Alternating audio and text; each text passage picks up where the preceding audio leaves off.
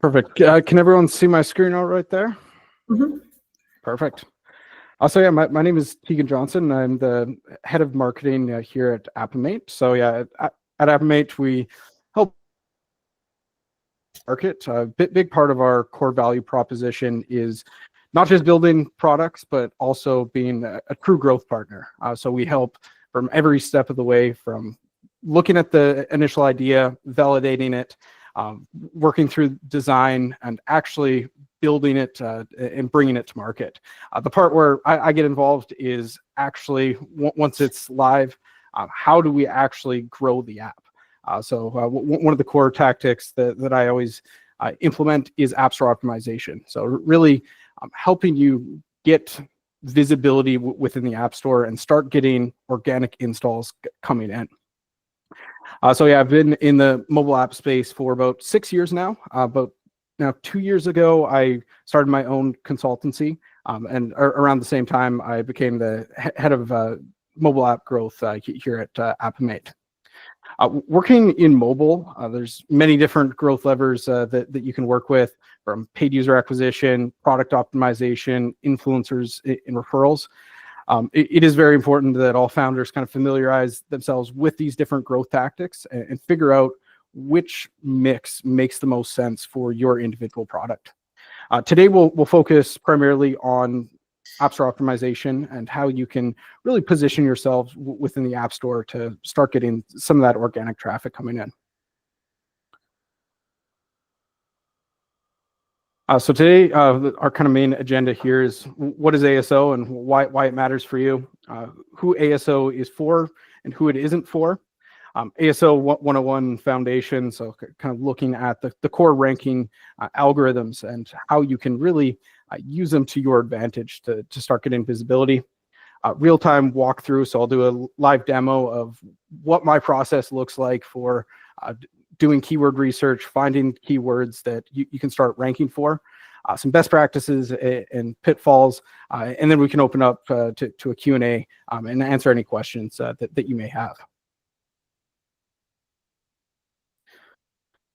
So what is ASO? So there's over 6 million apps fighting for people's attention. If your App Store page isn't optimized, you are just going to fade into the abyss, and you're not actually going to get visibility. So what it is at its core is telling the algorithms what search results you should really be showing up for. So ASO stands for App Store Optimization. It's really the process of improving how your app appears in the App Store so people can actually find it and download it and become a real long-term user. If SEO is about ranking your website on Google, ASO is about ranking your app in the App Store and the Google Play Store. Both rely on keywords, user behavior signals, and ongoing optimization. However, the way that the algorithm works to rank your product is very different from the way that the Google search engine works. There's two core components of ASO. The first is visibility, so how people are actually finding you. This is driven by keywords. So what keywords you're selecting in your app title, subtitle, hidden keyword field on the iOS side, and then what keywords you're choosing on the app title, short description, and long description on the Google Play side.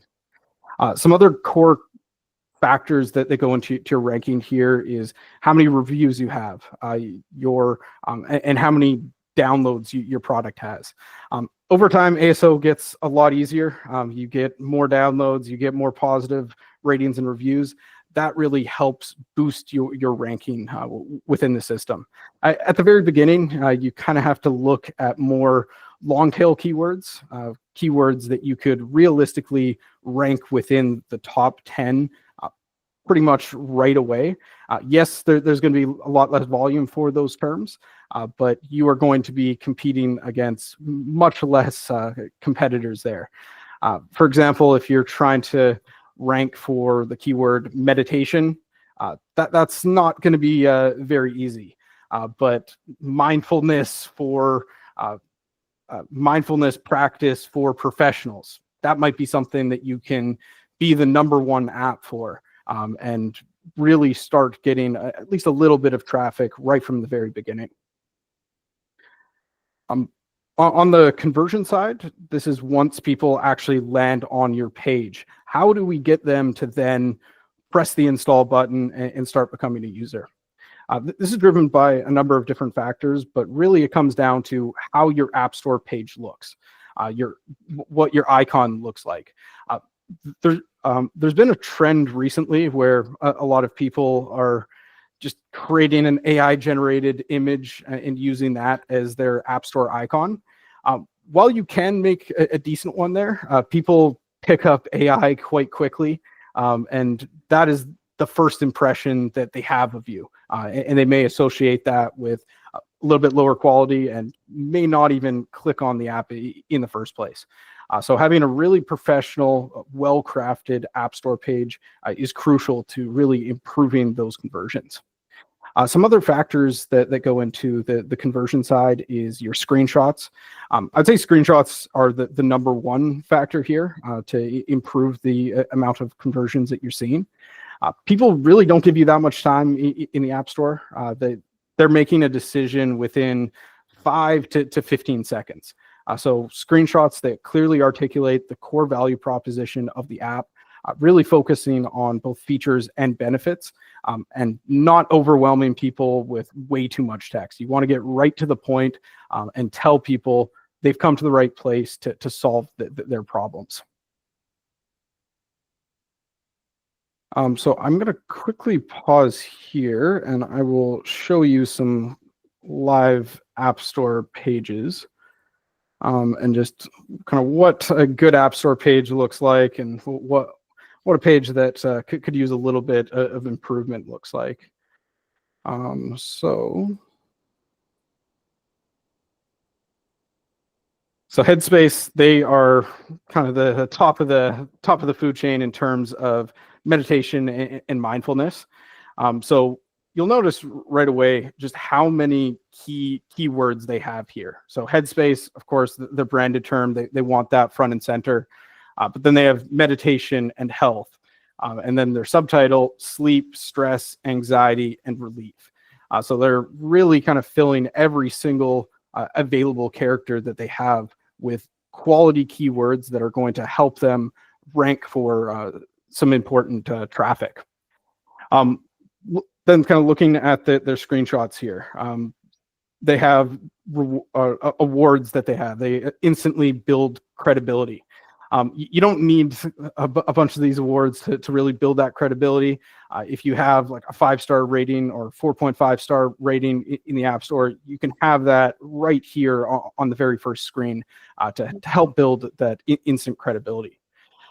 You'll then notice kind of going through this, they get right to the point. Lifelong guide to better mental health, stress less, sleep soundly, learn to meditate in a few minutes per day, feel healthier and happier. They're not overwhelming with text, and they're just providing what they are at the core. Let's quickly take a look at another one here.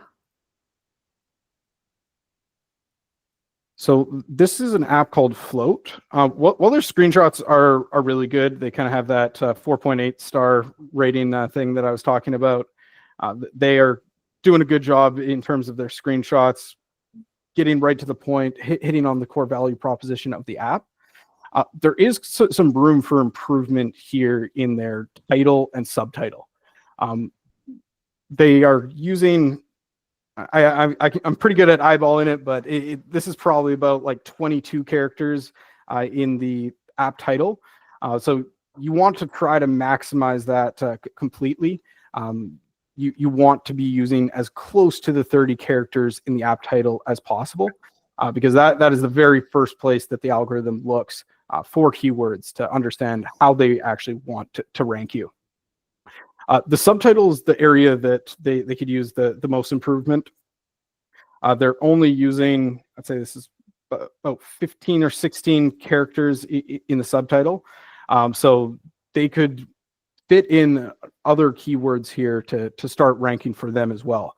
For example, breath work, that they could kind of add that directly in here. You would still be able to read it. It would still make sense. So that's a quick optimization that a company like this could do to start getting a little bit more visibility for their main keywords.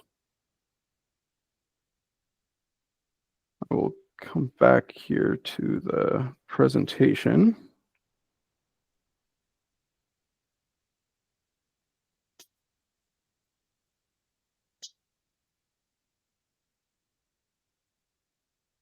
So yeah, ASO isn't something that you just set once and forget. The App Store is constantly changing. Competitors are changing their keywords on a monthly basis. User behavior shift. So ASO is an ongoing process, just like going to the gym.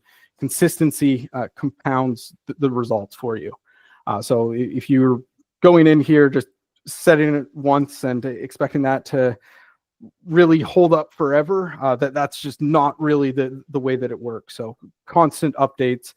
Usually the best practices on iOS side, you want to be updating every 4 weeks or so, whereas on the Google Play side, it's about 6 to 8 weeks that you want to be refreshing things, testing out different keywords to see what drives the most installs for you.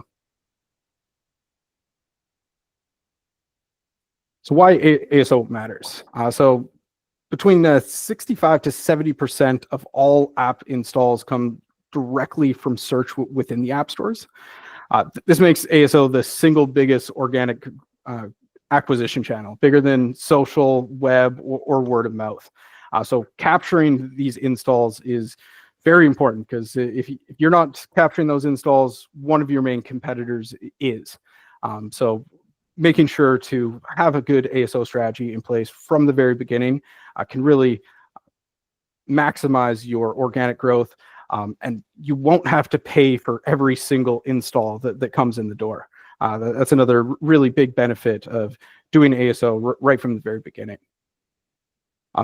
Another key part of it is high intent equals high conversion. When someone's searching something like budget tracker app or guided meditation, they're telling us exactly what they want. This is very, very high intent traffic, and it's different from showing someone an ad on Instagram when they're kind of passively looking through and like, oh, this looks kind of interesting. No, in this case, they are looking for your specific solution. So this is a very, very big opportunity to capture someone that is very likely to want to sign up for your program and start using it consistently. If your app shows up for those searches and your store page actually delivers on the promise, the likelihood of conversion is extremely high. It's like running a shoe store and a customer walks in and asks for running shoes. They're there to make a purchase, opposed to someone walking by and you're trying to sell them a running shoe. It's much less likely that they are actually going to come through and purchase it. You'd probably have to talk to 100, maybe 150 different people before someone actually had that intent to go through with that purchase. The next kind of main reason is the paid ads problem. So if you rely only on paid ads, you're leaving money on the table. You're competing on one of the most expensive channels while ignoring the channel that has massive volume for the taking. The average cost per install on paid channels is somewhere between $4 to $6 an install. So if you're relying solely on paid growth, you need to make sure your product is very efficient at converting installs into actual paid users, or else you're just burning money. Whereas with ASO, users that are coming in are essentially free. So that is a really good way to test things early on and make sure that your product funnel is working as intended. Paid ads are kind of like gasoline, powerful but expensive, whereas ASO is like building a fuel-efficient engine. It compounds over time and allows you to build up that solid foundation for your product. Paid and organic synergy. So ASO doesn't just help get organic traffic, it actually makes your paid campaigns perform much better. The App Store page is where all traffic goes to. If they're on your app, they have went on your App Store page at least once. Essentially, it's the main landing page for your business. So making sure that this page is set up to convert is very, very important because it can lower your cost per install across all different channels. You can tie in the language of your highest performing assets on Facebook or Google directly on your App Store page so that the journey is a seamless one. If they click on an ad trying to solve a specific pain point, they go to the App Store page, we're talking about that exact same pain point once again. It is much more likely that they are going to continue through and actually sign up for the product. You can take it a little bit further even. You can then have the exact same messaging in the onboarding process. So people are just continuing to hear the exact same thing for the problem that they came here to solve. So yeah, I was kind of talking a little bit there about setting up kind of custom screenshots and custom messaging. So the app stores have a feature called custom product pages.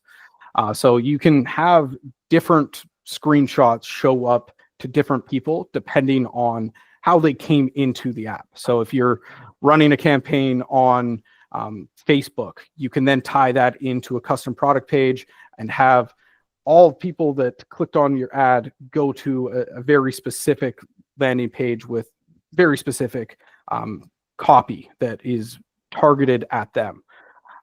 For example, if you have a fitness app and you notice your two biggest markets are women ages 15 to 25 and men 45 to 55, those are two very different groups of people.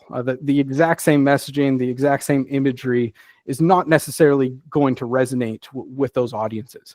So by creating those custom product pages, you can alleviate this problem to make sure that every single person that comes in is getting messaging and imagery that resonates with them and lets them know that they came to the right place. Long-term compounding, so paid ads stop the moment you pause spend, whereas ASO, you set it up once, continuously iterate on it, and it drives installs every single day for you. So if ASO drives the majority of installs and improves effectiveness of ads, the next question is, who should actually be investing in ASO, and how often would you need to actually invest in it for your specific type of product? So not all apps need aggressive ASO in terms of shuffling keywords every month or every couple of weeks. It's important to note that ASO isn't one size fits all. Some apps will see a massive impact from this, while other apps might not need heavy optimization. It really comes down to keyword traffic. If you are a very, very niche B2B product, you probably don't need to be shuffling keywords every single day because there isn't utility for most people. However, for those types of products, the conversion rate optimization part is still very, very important. You still need to convince people to install it once they've came onto your App Store page. It's just the initial path in is most likely through other sources other than organic traffic.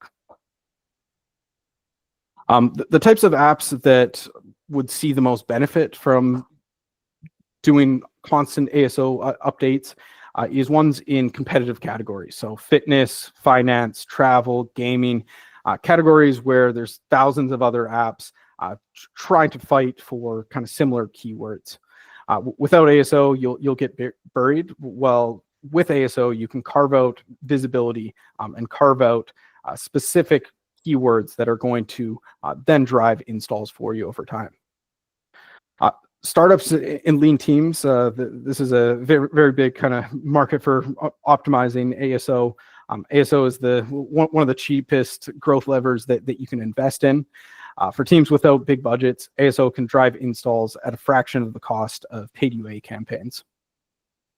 Apps running paid user acquisition campaigns should definitely be investing in some degree of ASO, optimizing the language that's on the App Store page, really making sure that people understand that, yes, they've come to the right place to solve their issues.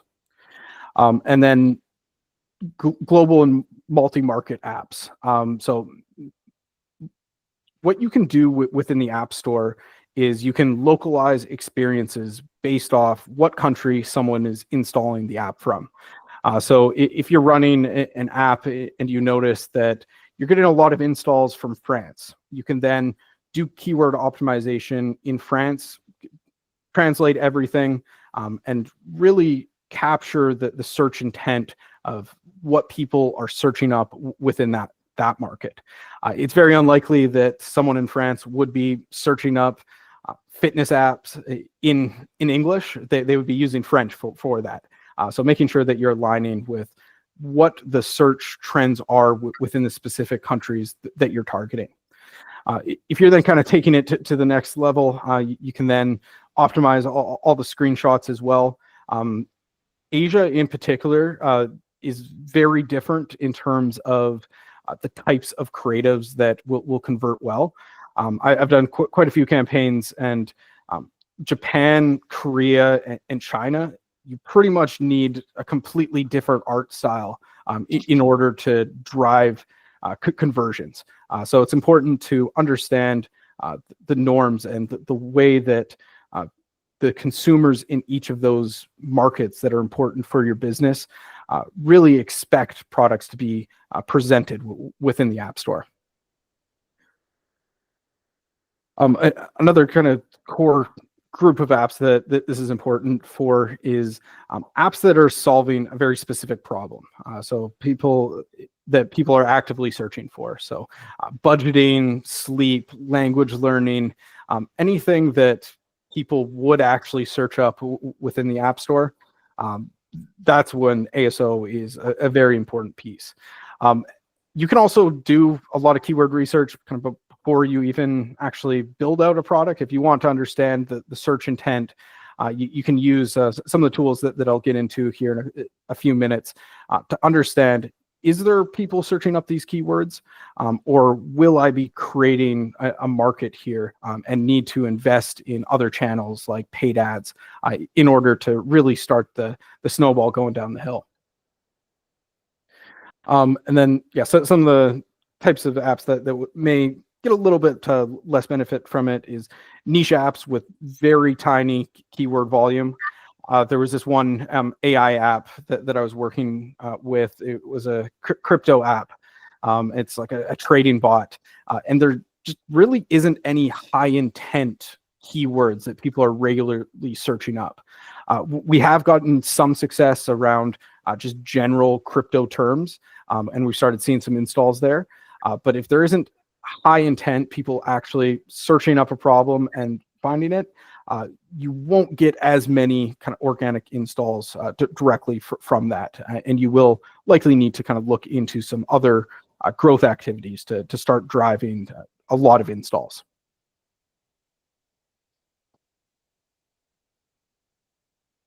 So getting into the core ranking factors. So starting on the iOS side. So things that go into the ranking algorithm. First, the app title. This is the single most important part of, or the single most important piece of the ranking algorithm. So you want to have your most important keywords showing up in the app title. So if you're a fitness app or if you're a meditation app, you want to have the keyword meditation or fitness for the fitness one. You will also likely want to have your branded term directly here in the app title. Ideally, the branded term won't take up that many characters. Ideally, it would be under 10. If you have a really long brand name, you may want to kind of cut that down for this specific use case, or just cut like a small piece out of it. Just because we want to save as much room for high intent keywords as possible. The subtitle is the second most important place for keywords to be going. There's 30 character maximum here in the subtitle as well as the title. So prioritization and figuring out which keywords you want to fit in where is really important. And it can be a little bit of a game of Jenga sometimes, just because you have all these keywords that you want to fit in there, and you can't fit them all. And sometimes there's a bit of you're trying to balance both readability and keywords. And if you're trying to go too much on the stuffing keywords in there, it's not really going to make sense when someone reads it. So trying to balance kind of those two forces is really what keyword optimization, especially on the iOS side, is all about. The third ranking factor on the iOS side is the hidden keyword field. So you have 100 characters to play with there. This is behind the scenes, can't be seen by users, but Apple does index them. This is where you kind of fill out the rest of the less important keywords that you still want to be ranking for. Kind of the way that the iOS side works is I kind of like to imagine it as a web. You're trying to connect keywords. So if there's a longer tail keyword, so we have a pet app here. So pet app health tracker, those we rank for each combination of those. So we would rank for pet tracker, pet health tracker.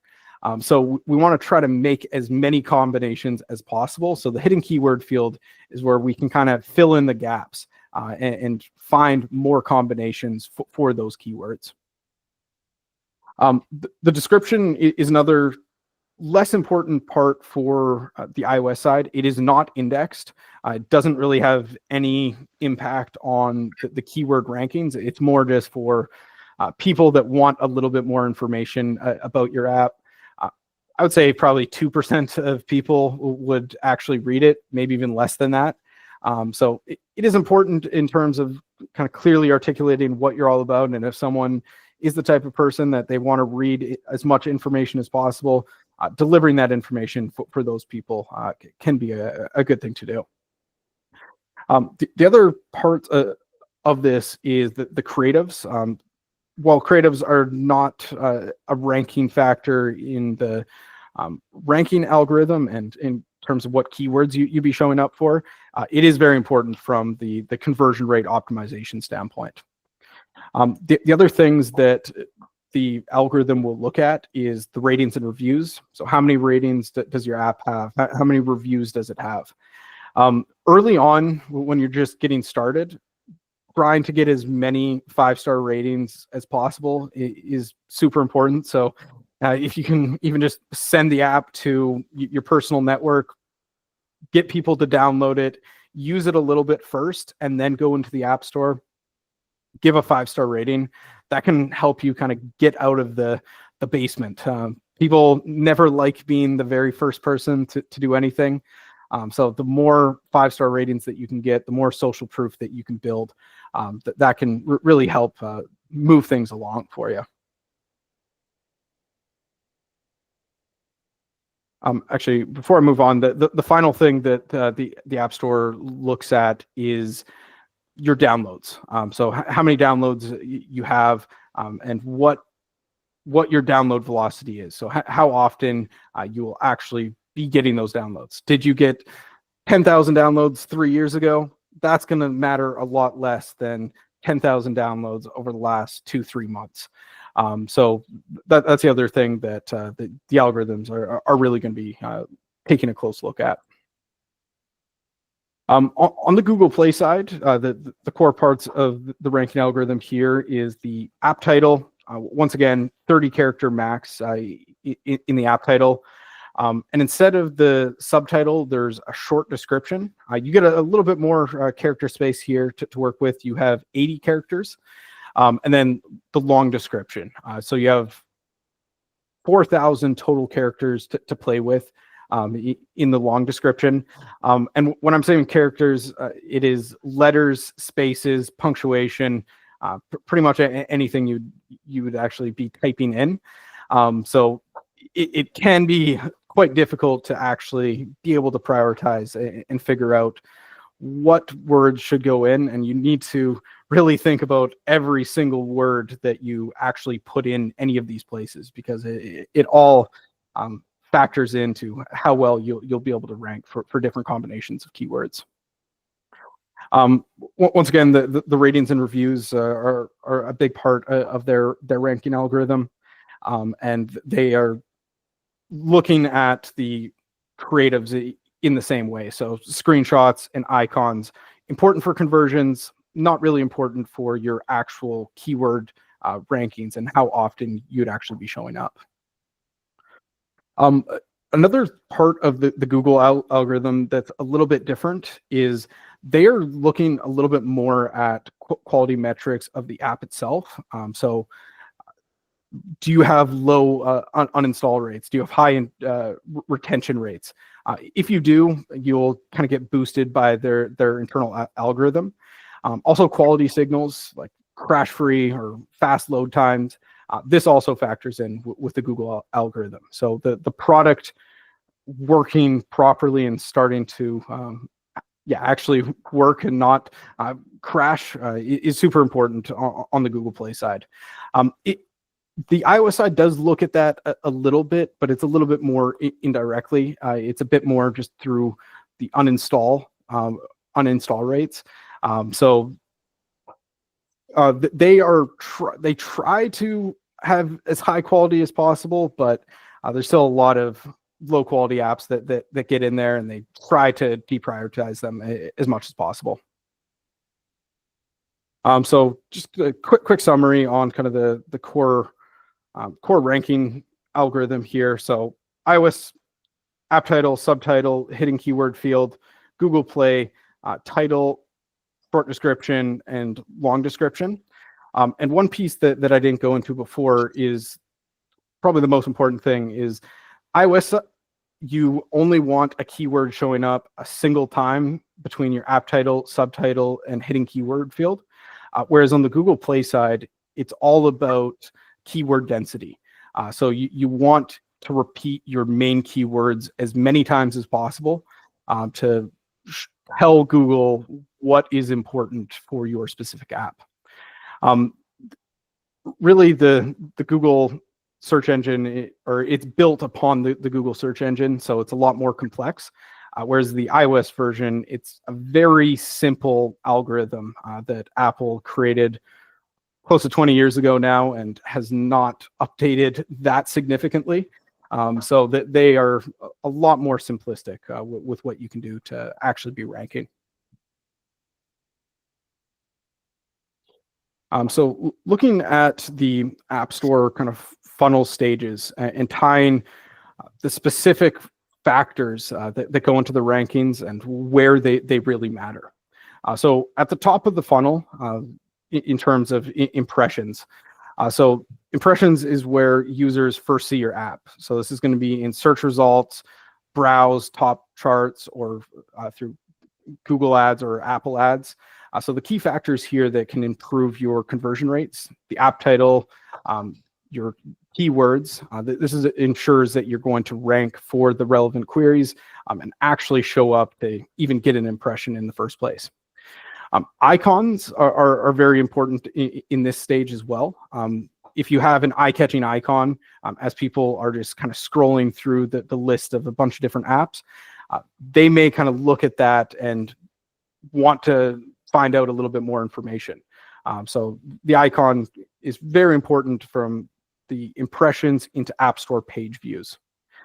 Category choice is another important element here.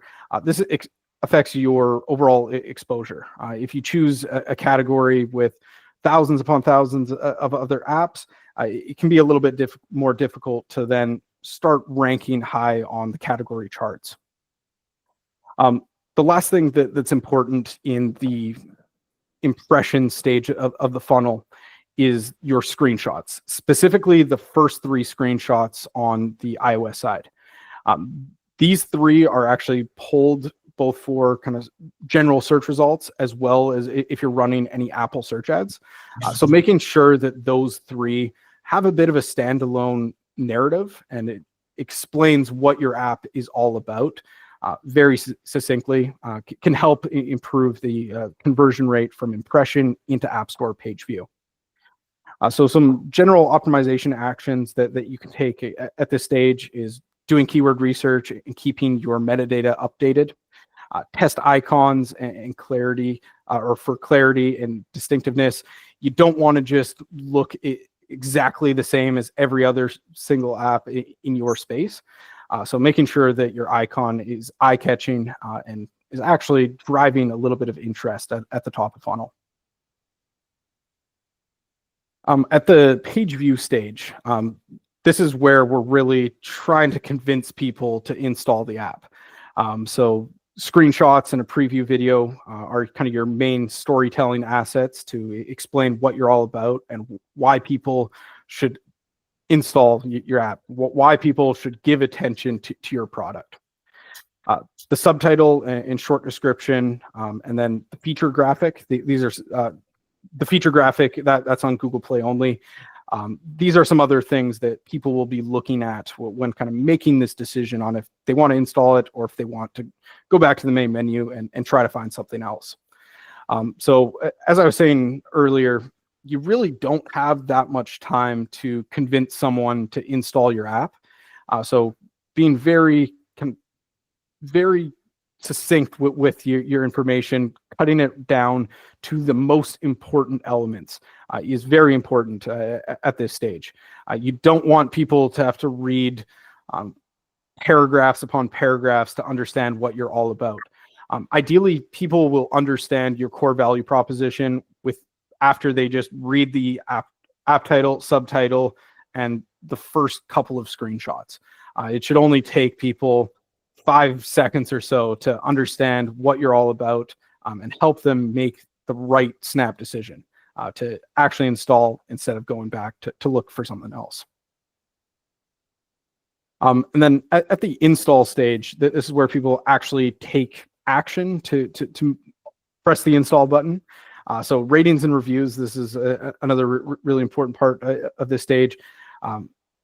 We want social proof. We want people to kind of see that other people are using this, enjoying this. So yeah, making sure that we are asking for ratings and reviews at some point of the funnel can really help. Usually there's a moment in every single app where people understand what you're all about. Usually it's after they download it, the first kind of key action. With a meditation app, it may be after the first meditation. And at that point, you want to then prompt the users, please give us a 5-star rating within the App Store. And by kind of continuing to do this, continuing to prompt people at those core moments, that's how we can really start building up good ratings within the App Store. That helps boost our overall rankings within the algorithm and helps build that social proof that helps people press that install button. One kind of bonus tip that I have here. So if you have a subscription-based app and you want to try to figure out how to get the first 100 5-star ratings, there's a platform called App Advice. So what you can do with App Advice is you can give your app away for free, either lifetime subscription, 6-month free trial, and then it is posted on their website, and there's thousands of people that will see your app and likely install. I've ran 8 of these campaigns over the last year. The lowest amount of installs that I've gotten from one of these campaigns is 1,500. The most I got was 8,000, and this is over a 36-hour period. So that can be a really good initial boost for your app. And then if you are prompting every single person that came in from that campaign asking for a rating and review, you can get somewhere between 50 to 150 5-star ratings, which can really set your app up for success right from the very beginning. And then the final kind of stage of the funnel here is the conversion and retention. So some key factors here is quality, making sure that the app is delivering on the core promises. and trying to keep uninstall rates as low as possible. Uninstalls are going to happen. People purchase apps every single day and then never come back. I don't really understand that one, but I've looked at the numbers quite a bit. And a good percentage of all people that install an app are no longer active after a day or two. So it does happen, but we want to try to limit this as much as possible. Offer the best possible experience, deliver on the core promises that the app is making. So yeah, ASO isn't just about keywords or screenshots. Every stage of the funnel has specific levers that you can pull. By optimizing across the entire funnel, you can maximize both the visibility and conversions and ultimately the retention of users, which keeps kind of feeding back into the algorithm. It's a kind of vicious cycle that if you do the right things, it's going to work out well. But if you are not delivering on those promises, it can start kind of going downhill in terms of your rankings. So constantly iterating on this, testing out different approaches, and really building a solid product that delivers on your core mission statement is very important for the long run.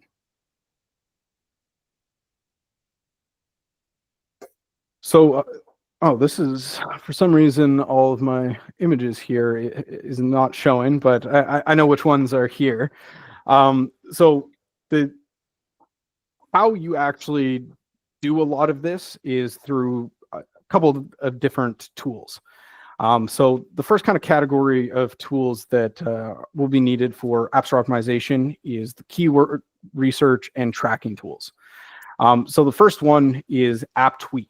AppTweak is one of the most robust keyword research tools out there. It provides search volume estimates, competition scores, keyword suggestions, and visibility metrics. Really gives you all of the information that you need to know what keywords make sense for you, what your competitors are doing, and really helps you kind of build out your initial keyword set to figure out what ones you can rank for from day one, and which keywords you want to be targeting in the medium term and the long term. The next tool is called App Radar. It's great for tracking and managing metadata changes, shows keyword movement over time, so you can see if your updates are working well. And you can integrate directly into the Google Play Store as well as the iOS App Store. So you can push out metadata changes directly from their dashboard instead of having to go in and kind of change all of them individually. I now use AppTweak, but I used App Radar for a number of years. They're a great tool. They just made one change to their system that I did not like a lot. It essentially cut out like half of the keywords that I was able to see before. So if you're choosing kind of directly between those two, I'd probably suggest that AppTweak would be the one that would work best in most cases. Another tool that is in this space is called AppFollow. That they do very similar things to AppTweak and App Radar.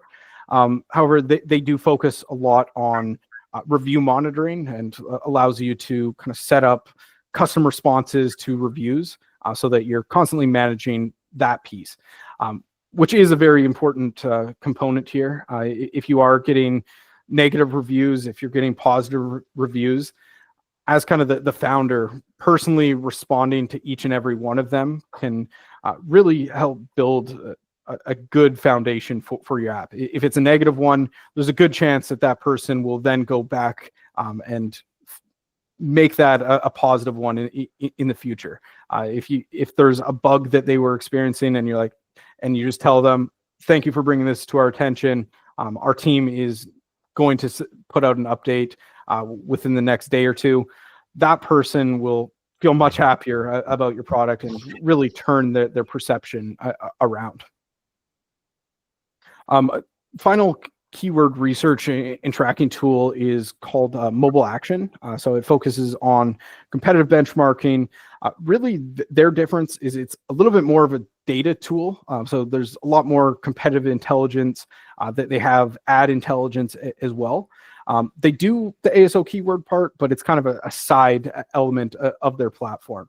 So if you're looking for a platform that can do a lot more than just ASO, mobile action could be a good one to look into.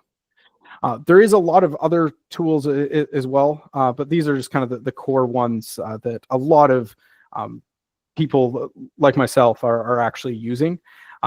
A lot of the other ones are either way too expensive or that they're kind of just starting out, and they don't really have as much data as these core ones have.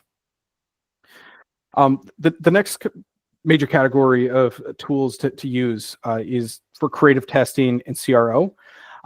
Really, you don't need anything else other than just App Store Connect and the Google Play console.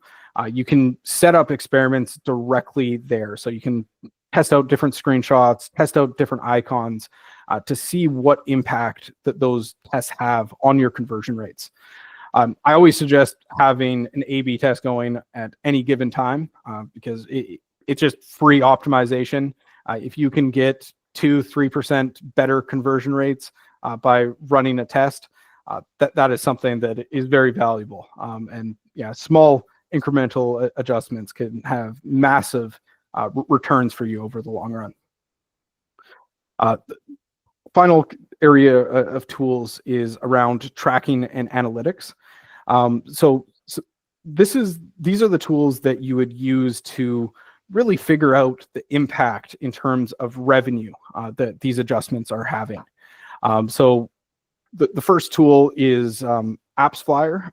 Adjust is very similar to them, but essentially what those tools do is they connect data systems. So they will connect your App Store Connect account directly to like Meta, and they will figure out which installs are coming from your paid advertisements and what installs are coming directly from organic sources, direct App Store traffic. And then you can kind of break those users into specific cohorts to see what actions were driven by those users. So you can see, okay, my organic installs, they make me twice as much money as my paid sources. So that would then tell you, okay, focusing a little bit more on ASO is going to drive a lot of additional revenue for your business. Another tool to help with this is called Revenue Cat. It's great for subscription apps. Gives you visibility into your churn rates, your lifetime value of users, and also kind of breaks those users into specific cohorts. So you can understand which users are the most valuable for you, which sources of traffic is driving the most revenue for your business.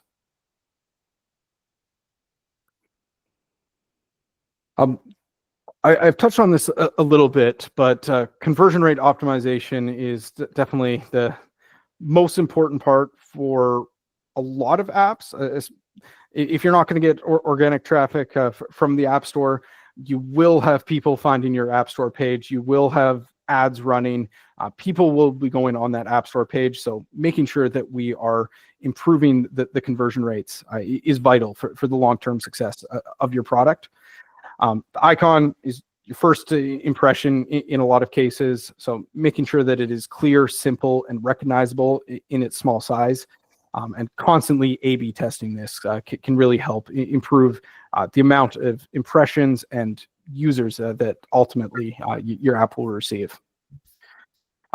Screenshots, most users are just swipe through only the first couple of screens, so making sure that those ones have that standalone narrative can help improve your conversion rates. And if your app has kind of seasonal or events that are happening, if you're an e-commerce app, you'll want to set up very specific screenshots for Black Friday and for Christmas time. So utilizing those features when necessary can help improve your conversion rates during those periods of times. The other creative that goes into your App Store page is the preview video.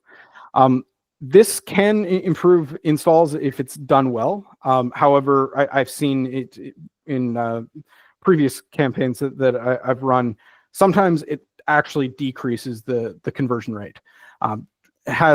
might have too much information, that it might only speak to a very specific audience. So it's one to kind of be a little bit careful with. Yeah, I was working with an app 6 months ago, and they had just ran a campaign before I started working with them.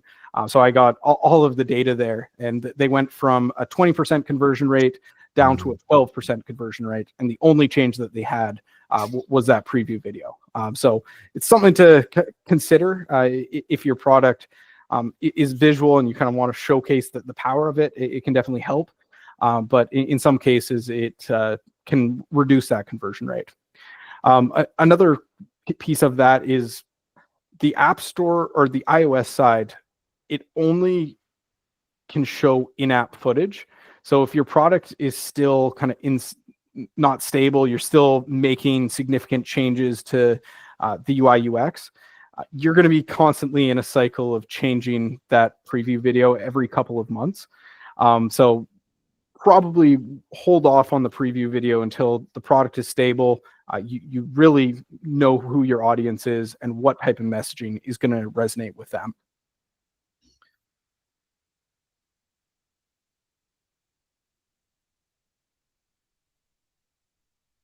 Probably the most important part of ASO is making sure that you are selecting the right keywords, and the most important part of the traffic driving side of ASO, I should say. So why keyword research matters. Keywords are the foundation of ASO. They decide if you are even visible in the first place. Most installs come from direct search, so ranking for the right keywords helps improve by getting more impressions and ultimately downloads. And it's not about stuffing. It's about picking the right terms with volume, relevancy, and achievability. So we want to make sure that we aren't just going after the keywords with the most volume. We're going after the keywords that we can realistically rank within the top 10 for. I don't know if any of you have downloaded an app recently, but the way that I usually download an app is I make a search and I'm selecting from probably the top 5 apps there. I don't think I go very much past that.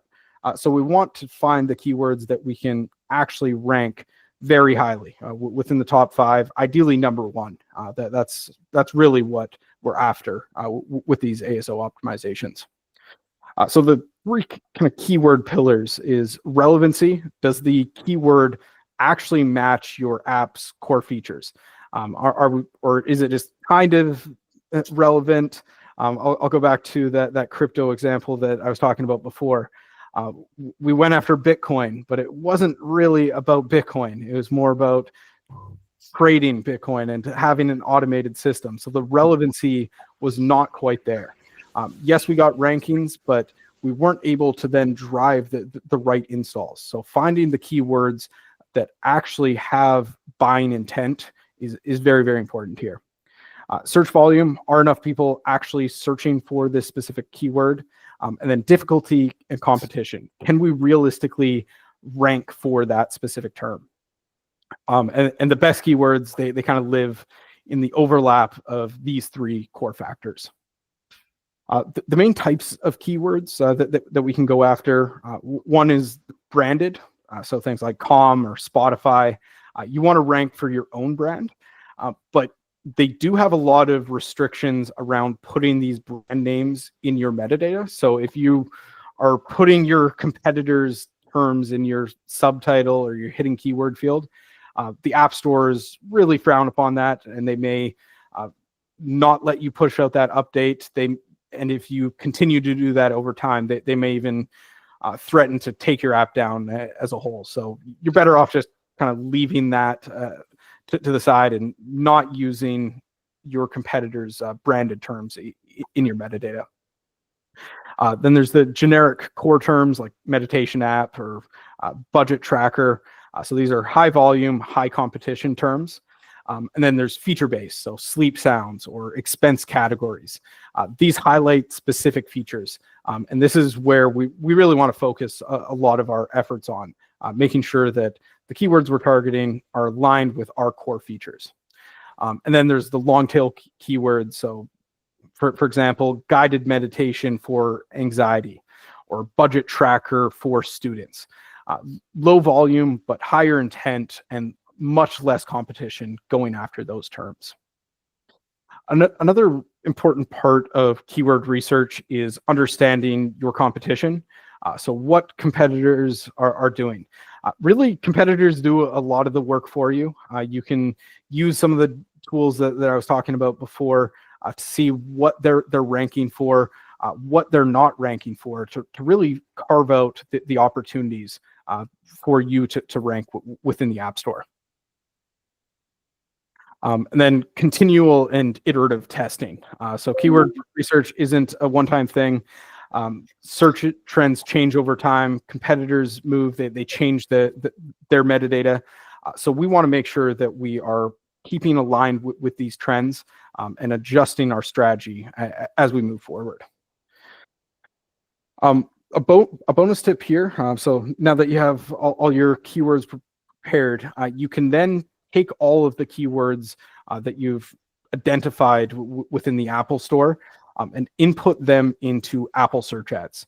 So Apple Search Ads essentially lets you skip the line and become the very first app that they recommend for a specific term.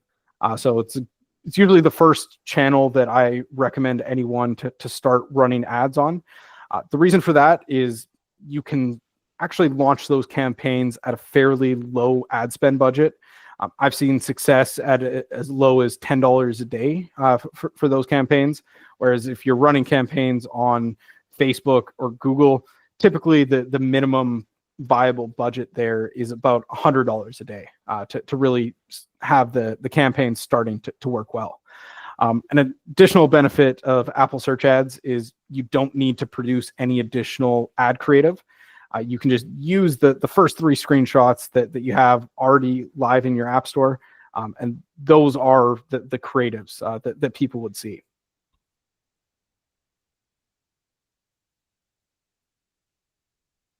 So now we'll kind of walk through my personal ASO process and kind of how I approach any project that I start working with. So the first step is getting a baseline and understanding the current ASO ranking factors. So understand what has been done so far, what updates have been done in the past, what has been tested, what worked, what didn't work. Where does the app currently rank? What creatives are live? What is the conversion rate from App Store page view into an install? And all this data you can collect directly from the tools that I was talking about before, App Tweak, App Radar, to really understand where you are starting from.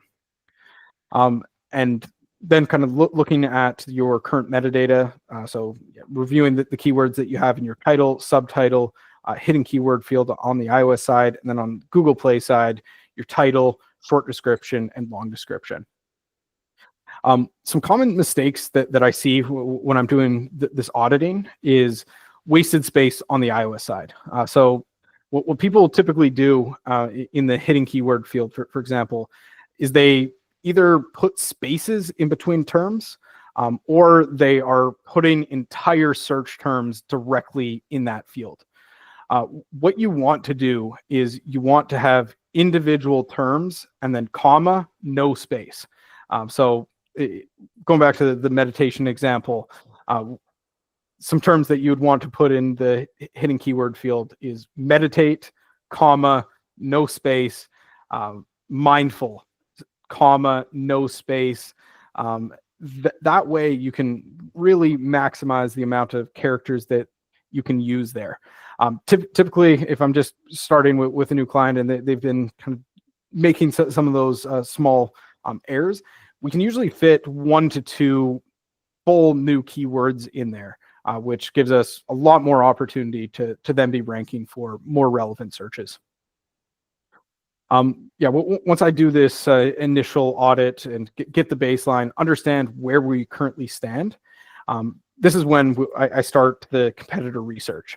So finding the most similar apps and understanding their strategy. We don't want to just be looking at the largest apps in the space. We want to also find some smaller apps that may be targeting more long tail keywords that we can then find and add to our overall keyword list. We want to analyze their keyword rankings, their screenshots, their reviews, to really understand the patterns of what is driving performance for the top performers and what is driving performance for the smaller guys. Next is the keyword research process. So we want to cast as wide of a net as possible here and find as many relevant terms as possible. The way that I like to do this is I like to start a timer, 10 minutes on the clock, and just write down as many terms as possible. What I personally would search to find an app like this. This really puts you in the customer's shoes and helps you kind of figure out what you think. Usually this is actually where I find a lot of the most valuable keywords. So it's become an integral part of my process. Next, we want to continue the keyword research by going into some of the tools that I was talking about before: App Tweak, App Radar, App Follow, and looking directly at the customer or the competitors' apps. We can use those tools to see exactly what keywords they're ranking for, what keywords are driving the most installs for them. And then we combine the two lists together, put that directly in AppTweak in my case, and really have our full complete keyword list that we can then start to prioritize. In this prioritization, we want to focus on high relevance, decent volume, and low competition keywords. This is where we can have the largest impact and start driving traffic that is actually going to install your app. Next, I typically then start the metadata writing process. So taking the most important keywords that we've identified and inputting them into the different areas of metadata. So the title, short description, long description, subtitle, hidden keyword field, to really make sure that we start ranking for those terms.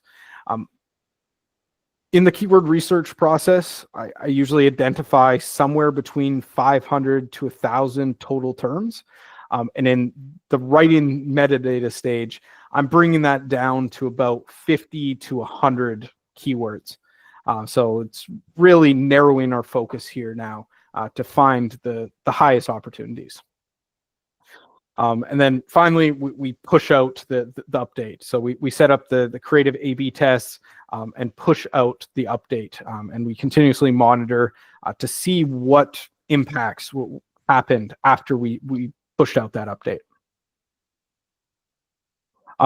Another additional or potential add-on to this is localization. So if you are seeing traffic coming in from other countries, you should consider adding localized keywords and creatives to really capture that traffic from those countries and continue to build out the global standing of your product.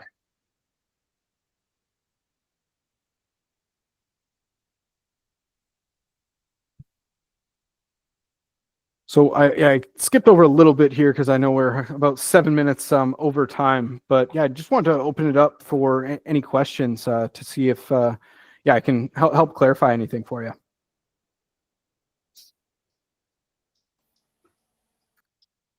Hey Tegan, hey. Thanks for the presentation. Yeah, no problem. Yeah, really cool. Do you reckon you can start doing like marketing before an app is fully completed? Yes, you can. So what stage would it be at? Is it live in the App Store, or is it still kind of in the pre in development? Okay, yeah. In that case, and it's the sort of app that needs like it's got a one-to-many relationship, a lot of searching and stuff like that. So on day one, we want to look to have multiple people on there ready to go, because if it's just one, it'll just be an echo chamber. Yeah, I wouldn't like there is an ability within the App Store to have like pre-registrations. Honestly, it doesn't work that well. The conversion rates there are usually quite low, and you end up having to pay a pretty high premium to have that pre-registration event actually fire. So what I'd recommend in your case is having a landing page and running campaigns directly to that landing page. Start building out an email list, and then try to convert them that way. That traffic is a lot lower cost than what you'd be seeing from the pre-registration campaigns. Yeah, cool. All right, thanks, mate. I'm going to hit you up outside of this. Thank you very much. Really, absolutely. Really yeah, no worries. Here, I'll drop my email here in the chat so you can reach out to me. Thank you. I sent a LinkedIn connection request, Tegan, for down the track. Perfect. Sounds good, David. Yeah, if you guys still have a little bit of time here. Oh yeah, Oren. I want to ask something. So I'm like doing some ASO for like a app it's for parents. So it's parental control. Yeah. And I was trying to research keywords on the Google tools, just like general keywords. And I find it very difficult because I understood that many keywords about kids, they don't provide information for like privacy or security reasons. I'm not sure. So, I mean, it's very difficult to do research in that field, what keywords are being used. I mean, everything that says kids or anything, it's like, no hit. So what do you suggest to do to understand what people are using? Yeah, you could use here. Let me share my screen, and I can show you the tool that I use. This would give you a lot of the data that you would want, because the Google search traffic, there's a lot of restrictions there, but the direct App Store traffic, these are like third-party tools that kind of estimate the traffic. So there's a lot less direct privacy policies that would be dealing with. So is the app that you're talking about, is it currently live in the App Store? Yeah. I put it like in the you can just search for that. I put it like in the chat. Okay, perfect.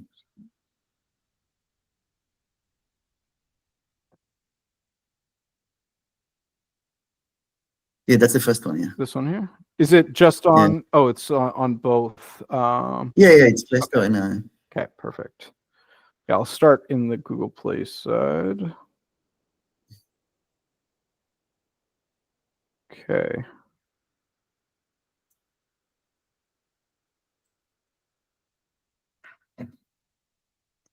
So yeah, what countries are you specifically trying to drive traffic in?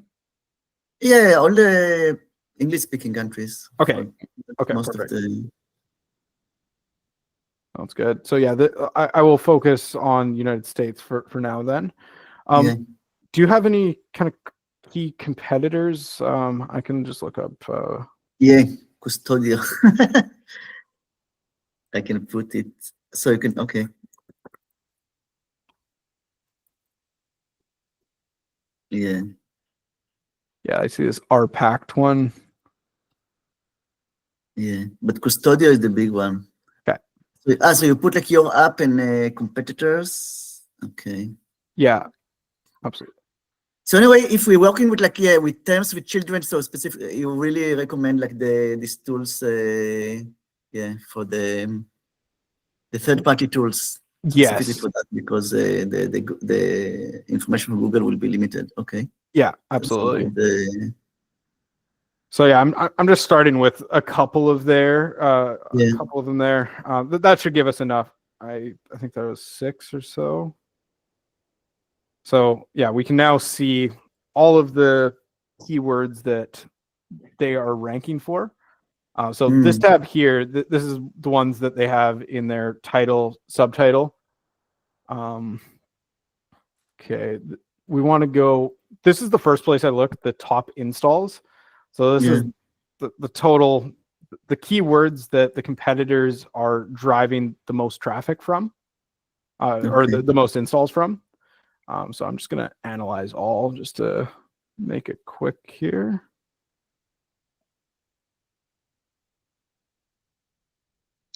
And then going to the top ranked. So by the way, to use this app tweak effectively, they recommend like it's also a tool to learn to use it effectively. You recommend one of the like tutorials or courses or something, or what?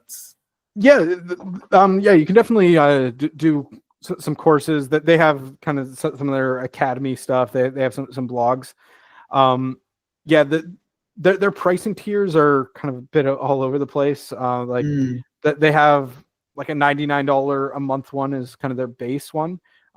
Doesn't give you all the features. The one that I'm on, I'm paying about $650 a month to get access to a lot of it. Yeah. Okay. But yeah, this is kind of how you get the initial list going. So I'll just analyze all here just so I have a good amount.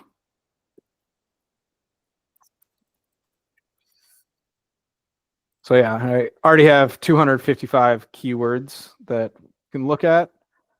And then, yeah, I just kind of look here, look at how many results, so how many other apps are showing up for this specific one. Difficulty, what chance do we have of kind of ranking within the top 10 there? Yeah. And then, yeah, the relevancy score. And then if you connect this platform directly into your app store, you would be able to see the installs driven from each of these keywords. So that you can really measure the of my app. I can see the install from it can find it out. Yeah. So what you do here? So there's because a button. Google doesn't provide this information. I mean, of the terms. No, Okay. they don't provide that much information just natively through their platforms. So yeah, you'd go in here, connect it directly, and then it starts pulling more information directly from your App Store page, and then wow, it's so strange. Yeah. Oh yeah, another thing you can do here is filter at least 6 volume, because like anything below 6 is just, it's nothing. And then you just kind of add them all in. And then yeah, you're kind of at the stage of looking through here, finding which ones are the most important, and then taking those specific terms. And then they have this really cool feature. This is where you can draft up your actual metadata, and then it will look in here, see how many terms you are using out of your master list, and then you can adjust it from there. And then final piece here is you can also use this platform to actually monitor the impact of recent updates. So looks like okay, it doesn't look like it's been updated in a while. But yeah, if we don't update it, because we don't have anybody that does it. Yeah. Fair enough.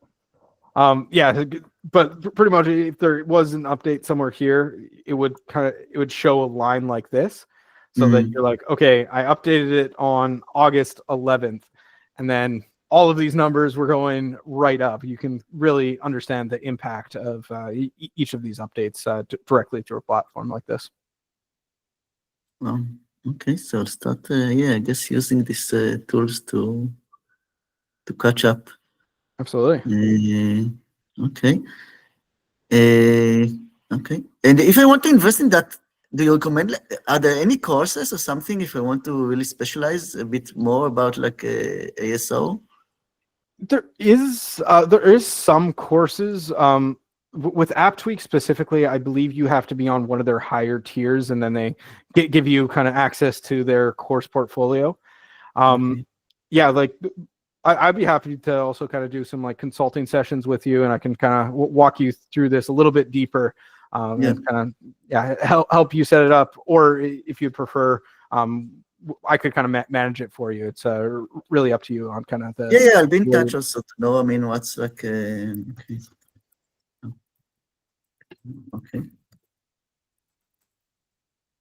Okay, very nice.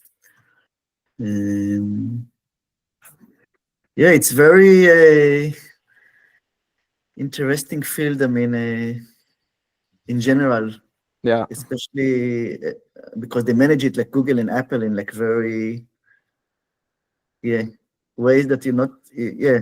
Okay, it's like the Google search, but I mean, I think our with Google search, you have many more. You can have like as many pages, welcome pages as you wanted, Mhm. different portals. But here in Yeah. the end, you have one page. You can do A/B testing, but in the end, you're very limited. So Yes.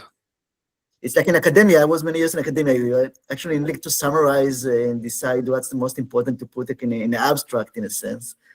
Yes.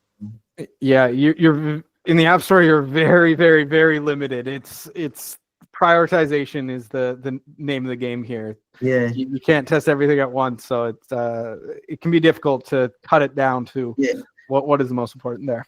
But I was interested about, yeah, I mean, stopping when about you said that there are options. There was aware of that, of this cost that I can like display different things, depends where my customer landed from.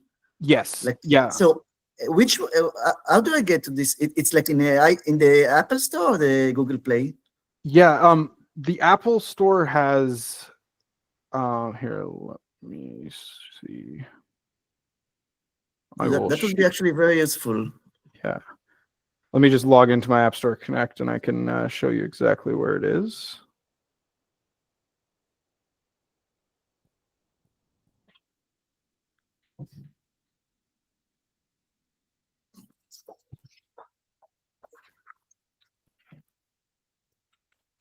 You called it a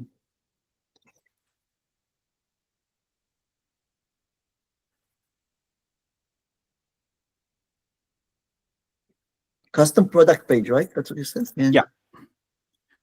Yeah, so if you go into App Store Connect, this is a product of mine that I've been playing around with a little bit. You're like in the health. Okay, I'm also.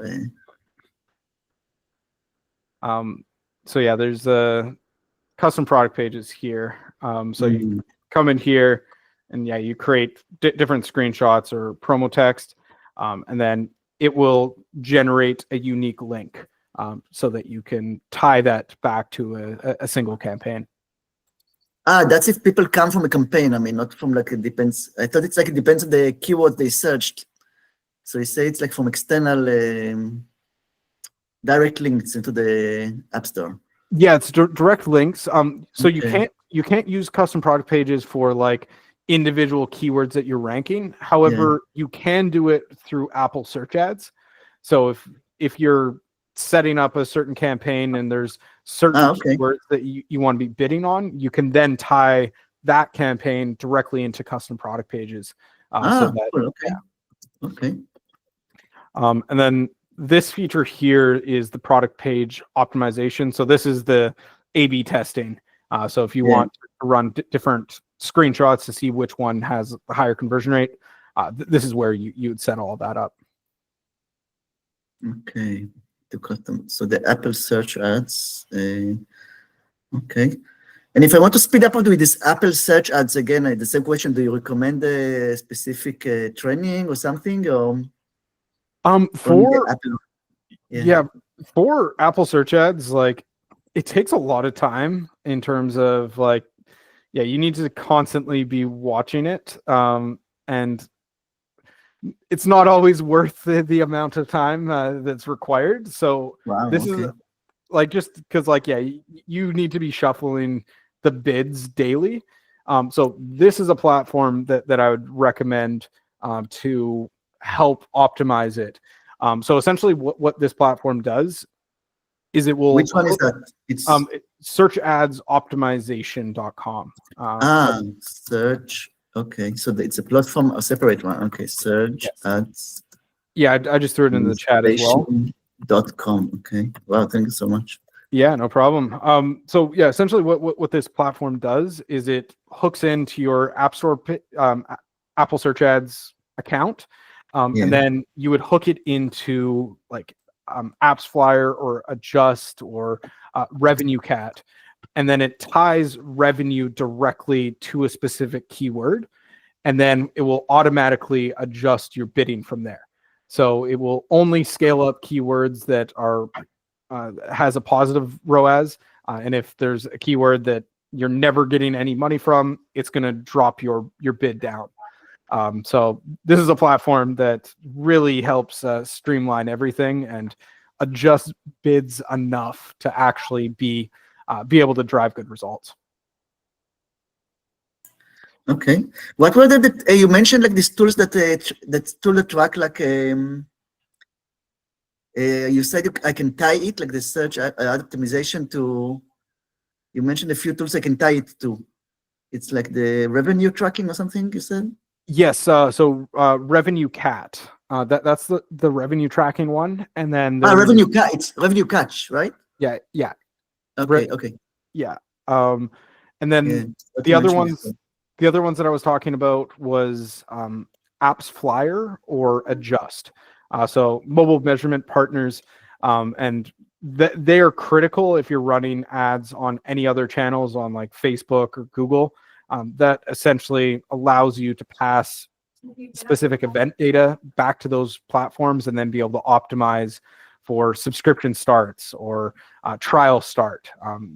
Instead of just focusing on the install event, you are focusing on kind of high value down funnel events.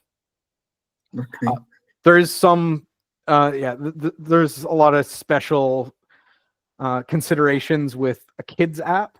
So there will be some stuff that you'd have to look into kind of before implementing that, because there's like COPA, making sure that it's all compliant there. And then, there's a specific SDK if the kid is actually going to be on the platform, or if there's like the parental version of the app as well. Then, if you have two kind of separate platforms, you can collect a lot more data on the parental version. Okay. Yeah, we were using, just because we were running on Google, so we're just using the Google ads to track all these things. But but this revenue catch in Apps Flyer, I understand there are much richer information. You'd run into some issues like doing the Google ads and then hooking it directly to the Google Play Store. That works well. It's just scaling up the iOS side. I don't know if you've tried to do that a little bit. Usually what happens there is you just get a bunch of impressions and next to no installs. So that's just because the data isn't being passed properly. And it's not passed. It's a big, that's true. Okay. Yeah. Okay. Search up. Okay. Tegan, I'm going to have to sign off, unfortunately. So thanks very much for what I'll turn over and how I can use what I've learned today. Mm-hmm. So I'm sure we'll talk further down the track sometime. Absolutely. Well, it was a pleasure to meet you, David. And if there's any questions that do come up kind of as you work through this process, feel free to reach out to me on LinkedIn. Happy to be a resource for you. Yeah. I sent a connection request, so we'll go from there. Perfect. All right, David. Okay. Have a good one. Bye. Okay. And bye. Okay. Excellent. Okay, that was very useful. Yeah. No, glad to provide some value here. I do need to run here in a few minutes, but I would love to continue this conversation. If we could, either set up a time to kind of chat through this a little bit more, we would happy to do that, and can kind of walk you through some of the options that we would be able to kind of work together under. Okay. Yeah, that would be very, very good. Okay. Okay. By the way, this customer product, so the same thing on the Google Play, or that's like only an App Store thing? The custom product pages. Google has their own system. Okay. So you can do some A/B testing, and let me just verify that you can actually hook that into specific campaigns. I believe you can. I haven't done it in a long time, so I don't know off the top of my head, but I believe you can.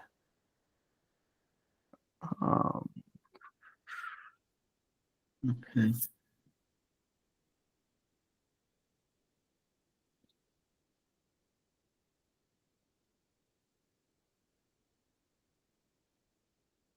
Hmm.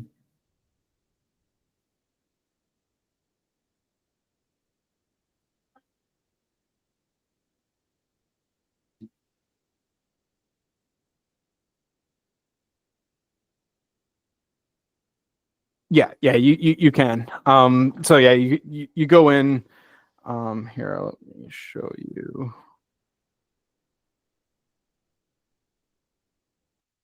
So you just go in here, and then it's the custom store listings, Hmm.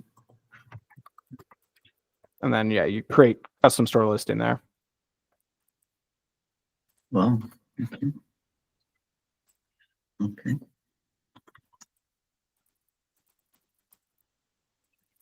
Okay. Awesome. Yeah, if you'd be free for a continued conversation, yeah, we could find some time either this week, next week. Yeah, yeah. I'll be in touch. So it's better like to email you. Yeah. Okay. Here, You send like you put it like in the, or I can also look for the your yeah, LinkedIn pages. yeah. If you can drop your email here, I can. I'll send you a Okay. message after. Okay, I'll put my email also so you have mine.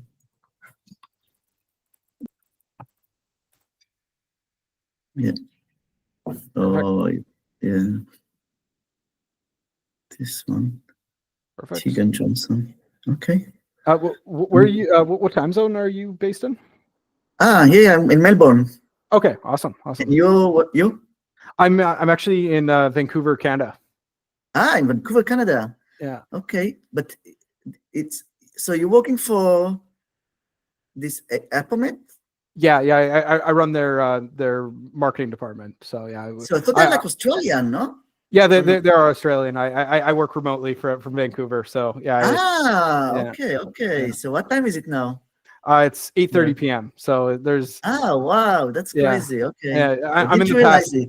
It's still Monday for me. It's still Monday. Okay. Wow. Okay. Yeah. Okay. Wow, Yeah. that's very nice. Okay, nice. Yeah, I've been in Vancouver. It's beautiful. Yeah, it's a very nice I spot. took a chopper like from like the mountain Oh, and over awesome. the city. Wow, that was amazing. Yeah. It was a clear day. It was very nice. Yeah. Was that winter or was that during the summer?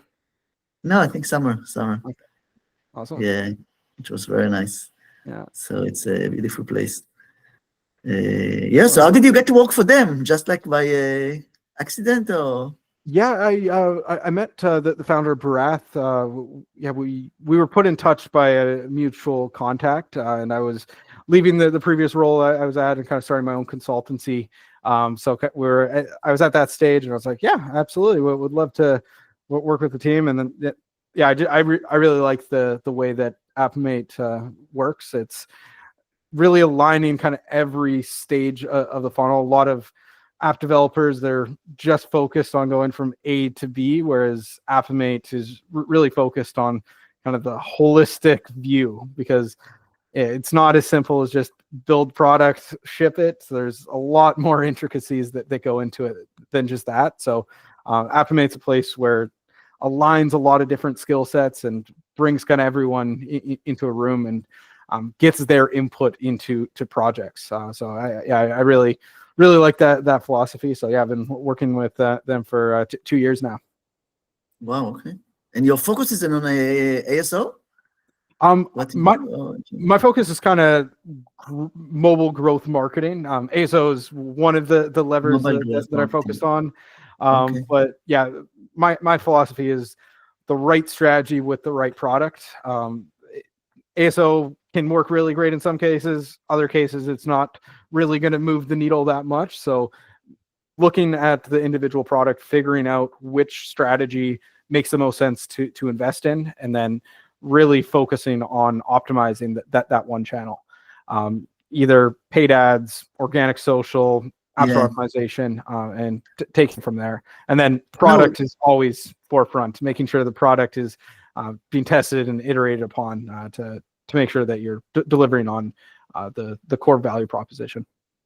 Yeah, and we spent a lot about like paid ads and SEO, but then we found out really that like most of the people can't find the app on the App Store. So Yeah. I mean, I found, yeah, it wasn't before my time, but yeah, I mean, it's like very notable. Yeah. And you have very little information from like the actual platforms. It's so surprising because maybe they cannot sell you ads because Yeah. that's like basically the ASO. So it's very difficult to understand how people find the app. We just find many people, we see that many people, I mean, just find it organically. So it's very interesting. Yeah. It's a mystery. Yeah. Yeah. My hypothesis there would just be your name, Screen Coach. I feel like that would get visibility by itself, and when people are searching up related terms, it would likely then come up. So that would be my hypothesis of why you've seen kind of some of that initial organic traffic without overly investing in it. Yeah, so yeah, it will be very interesting to find out really what's going on. Absolutely. So okay, I'll use these tools and we'll see what I'm getting from that. Absolutely. Well, yeah, I'll send you an email, and yeah, we can set up some time Okay. to chat a little bit further, and Sure. yeah, we can dive into the nitty gritty of it and really figure out what's going on here. Okay. I'll appreciate it. Yeah. Yeah. Okay. All right. Okay. All right, Oren. Pleasure to meet you. And yeah, we'll be in Thank you touch. so much. I really Yeah. appreciate it. No problem. It was All right. very knowledgeable. Okay. Thank Take you. care. All right. Have a good one. Bye.